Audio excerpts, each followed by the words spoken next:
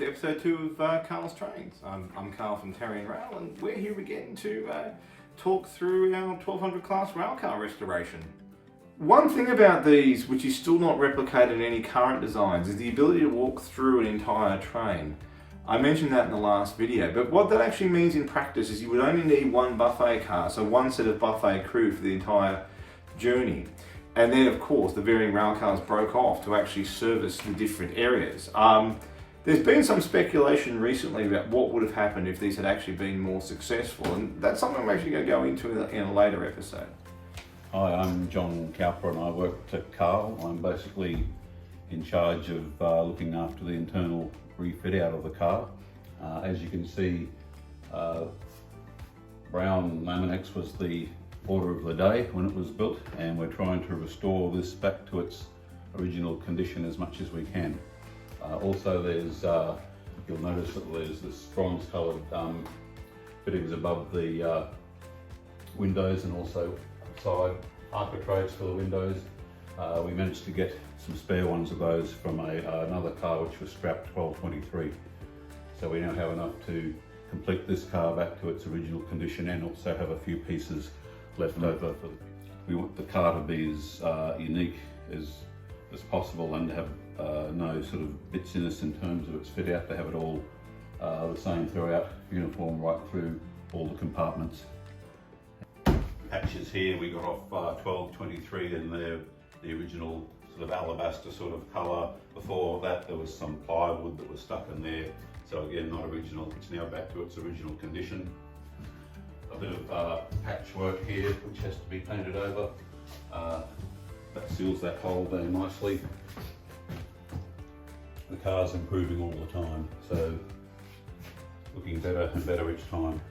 Sanding here on the windowsill, and that will be brought back to the original brown configuration.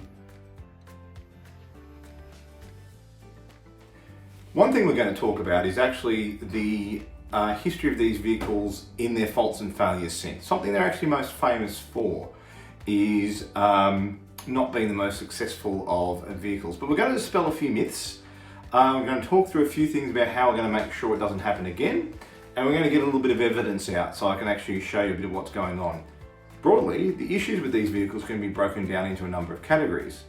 The first one realistically is around build quality. So there was some issues around build quality and manufacturing issues, including a lot of industrial problems that they actually had at the time. I'm not going to go into those in another time because they actually deserve a full episode. There were mechanical issues. I'm again going to save that for another episode because they weren't major. The mechanical package on these is not dissimilar to others within the New South Wales Railways, and there were some things which were unique, which we will talk about, but they weren't the major issue. But I am going to talk a little bit about the electrical problems, because that was really what caused most of the issues and caused these to be converted to loco-haul vehicles. Interestingly, they chose to build an AC-DC car, so one that has both DC voltage and AC voltage systems. AC mainly to power the air conditioning. The reasons why they did that pretty much outlined in some of the letters. In particular, the reason why they chose to try and get the AC from the traction motors rather than from an auxiliary engine, and the reasoning is in the letters, and basically the railways didn't want an auxiliary engine in them because they felt there'd be noise issues at platforms at that time. But pretty much the basics of what these had in them, and to give you an idea, this was all designed and built in around 1968, 1969. So you get a bit of an understanding of what they were dealing with. Each engine, so there were two engines in this vehicle, had a 35 kilowatt generator, 124 volt generator. Now 120 volts in these was actually used for the hot water system and the guards and the cab's heaters and the compressor. On the buffet cars, and there were 3 buffet cars, they were also used for the buffet equipment as well. Connected to the 120 volt DC was also a 415 volt AC motor generator set, 15 kVA it was. That was mainly to power the air conditioning and to power the main lights and other 240 volts ancillaries.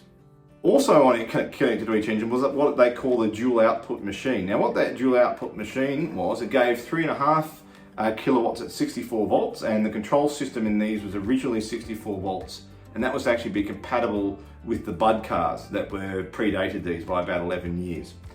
And also gave 220, I think up to 500 volts variable frequency AC, and that was actually designed to power the radiator fan motors. In other words, they did that so that they had AC fan motors, and the radiator fan motors would vary in speed with the varying in the engine revs. The thing that gave the most trouble, and there's a lot of speculation about the trouble they got when they amalgamated, unamalgamated, that was an issue, but it wasn't possibly the main issue. And that usually happened, according to the failure reports I've got, when they were connecting up to the Bud cars. The other thing they had a lot of trouble with, of course, was the voltage regulators. And they actually had to move them from underneath the car to inside the car, was one thing they actually did to try and solve that particular issue.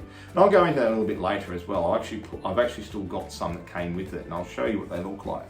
Now, to give you an idea of the scope of the problem, I've got this very interesting article. This is from the Goulburn Post from the 26th of July 1972. It actually came in one of the files that we were looking through on some of the problems they had with it. The member for Murrumbidgee, Mr. Lynn Gordon, claims the new Riverina Express is proven to be the F111 of the Railways Department. Now, those of you who'll get the F111 reference, it's rather interesting in hindsight because they actually went on to be a very successful aircraft. Anyway, the train, which came into service this year, had yet to complete one journey without at least one of the self-propelled cars breaking down, he said. That might be a bit of an exaggeration, but I'll get to the failure list in a moment. The situation had become so serious that he feared the train would have to be withdrawn from service, leaving the Riverina without a modern train. Mr. Gordon said the air-conditioned cars used on the Riverina Express before the introduction of the new train were now used on the Brisbane Express. The only carriages available if the new train broke down for any length of time would be old-fashioned non-air-conditioned units, he said. Mr. Gordon called for urgent action by the Railways Department to thoroughly check the mechanical condition of the train. And it goes on from there. Obviously there was a clear political angle to the services in the Riverina, and the continual failures were obviously quite a bit of a challenge. Now, looking at a bit of a report, so this is a report dated the 19th of January 1973. This report's actually got a very interesting part at the back, which is a sort of a list of some of the failures. This is actually from about December 72 onwards, so it doesn't cover the early part of the railcars history. I do have those as well. But let's have a look here. So 21st of December 1972, 12 minutes at Cootamundra, car 4 failed. 11 minutes at Junee, electrician repairing air-conditioned car 1226. 22nd of December, 8 minutes at Junee, electrician working on car 1226. 29th of December, cars 1226 and 1227, 7 minutes Cootamundra, jumper car between cars defective. What else do we actually have? Here we go. 2nd to the 1st, 1973. Grong Grong, no air on car 1224. 3 minutes at Cootamundra, TO working on 1224, 1202 and 1222. 8 minutes Harden, fitter working on 1224. 6 minutes Illabo, TO working on motor alternator and regulator. Motor alternator burnt out on 1224. What else do we actually have in here? 9th of January 1973. Work by hub set and diesel electric locomotive due to total failure of 1227, air conditioning not working, number 2 compressor burnt out, wiring from panel shorting. We actually have a vast number of these failures are actually due to failures of the motor alternator or failures related to the motor alternator. Now, also in the collection of interesting things we actually have was a letter here from Stone McColl Rail Products, and give a bit of an idea. As you are aware, we are currently working on the number of machines returned from New South Wales and Victorian Railways after failure in service of the above-mentioned railcars. We've undertaken a modification program to cover all machines supplied. This is actually dated September 72. The modifications are to be outlined in our letter to Mr. Black, dated 30th August 1972. The program will be completed with the assistance of the railways in interchange of modified and unmodified machines. We have now, however, given very careful consideration to the application, and we believe that the evidence of extremely severe vibration is such that we must conclude these modifications are a palliative and not a cure. Therefore, we wish to state that under the conditions now prevailing, it is impossible for the machines to provide their normal maintenance-free life. Consequently, on completion of the modification program, we will consider our warranty obligations terminated. Any future rework of these machines will be chargeable at normal rates. All regulators are also being modified, certain components being upgraded, etc. In the case of the New South Wales Railway, it is clear the regulators cannot provide normal service in extreme conditions experienced. It is therefore apparent, unless there is complete rearrangement of the method of drive and mounting, the regulators must be relocated inside the car remote from the machines, and until this is done, we cannot accept any further responsibility for rework of failed regulators. We iterate, however, that we will, in accordance with our promise, modify all regulators to the degree previously agreed upon. Yours faithfully, Stone McColl Rail Products. So, again, we have this challenge where it appears that the motor alternator set, the dual output machine, and the electrical design of these cars were their Achilles heel. We also have, now this one's actually dated July 1972, so very early in the service. And I'll read a little bit of it. This is actually a letter from the railways to Tulloch. Since these cars were placed in service on the 14th of February 1972, they have been involved with electrical and mechanical failures of equipment which have recurred persistently from that time. A resume of some of the more serious is as follows. The method of ventilation, again, electrical machines. The method of ventilation on electrical machines is not correct for this application. It would appear that vibration and dust are responsible for most of the failures, resulting in overheating and failure of the regulators. There are no air filters on these machines. The dual output machines are persistently failing, which causes engine shutdowns, resulting in operation on one engine or failure of the car. These failures consist usually of an electrical fault, but latterly mechanical breakdown of the internal construction of the machine is evident. One of the letters I'm going to post below is the one between Tulloch and the Premier Askin, where they give their side of the story. I'm also going to post the Railway's response to that particular letter, where there's a report which actually goes through some of the issue. And you'll see quite clearly there's sorts of faults on both sides, very much so.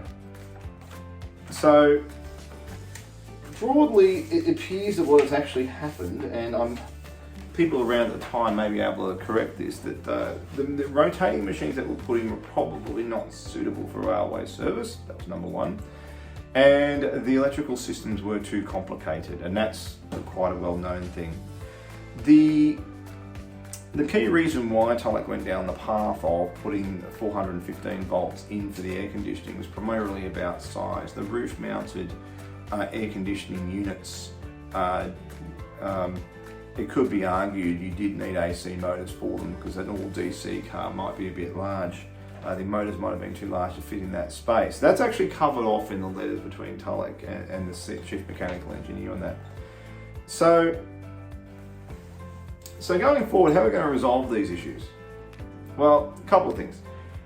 Keynote, there's no need for compatibility with the Bud cars, because there aren't any Bud cars. They're all gone, they're all scrapped, so that's not an issue. It's also highly unlikely that this car would ever have to multiple unit with another Tulloch car, and if it did, we could deal with that issue when it came to it. So there's no particular reason to keep the control system at 64 volts. Given our experience with 631-731, the control system in this is actually being rebuilt to 24 volts and to be substantially the same as the 620 class. Because that's proven, it's reliable, and it's well documented. But you're going to say, how are you going to power the air conditioning? It's an interesting thing. Well, things have changed a lot since the early 70s when these were introduced. Modern technology is going to solve a lot of these problems, as I think I highlighted earlier. The key, we're actually currently pulling out the AC package units, and I was actually hoping to be able to do it today, but it might have to actually wait for a couple more days. Pull out the air conditioning units, and we're going to actually rebuild them to actually have 48 volt brushless DC motors. Now, as well as doing that, of course, we're going to upgrade all the HVAC systems and put in modern sensors and modern gear. But broadly, they can be converted over to 48 volts. That's all stuff that's available off the shelf now. Brushless DC motors are a great modern invention, and they will work perfectly in this installation and in this requirement. And they're basically they are off the shelf. They fit most large solar installations, off-grid solar installations of 48 volts, and of course telco installations of 48 volts. We're also going to replace the interior lights. So these interior fluorescent lights that you can see, we're going to replace those with LEDs. and they're going to run very happily off the 48 volt supply.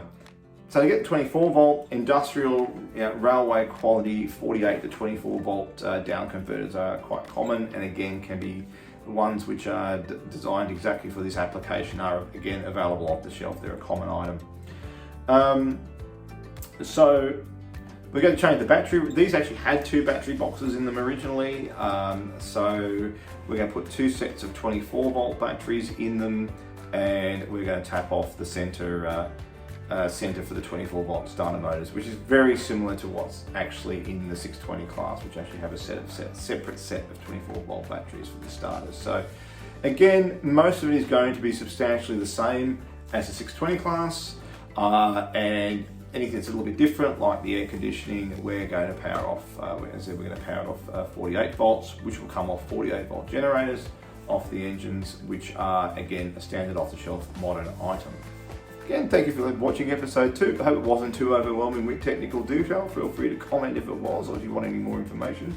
Have a look at some of the letters, they're actually quite interesting. Overall, these are actually quite a product of their time from both Australian manufacturing and design. Some things are very good and very innovative, and some things work. Still a very interesting part of history, and we'll be keeping going on with this restoration, and we'll look forward to catching you in the next episode.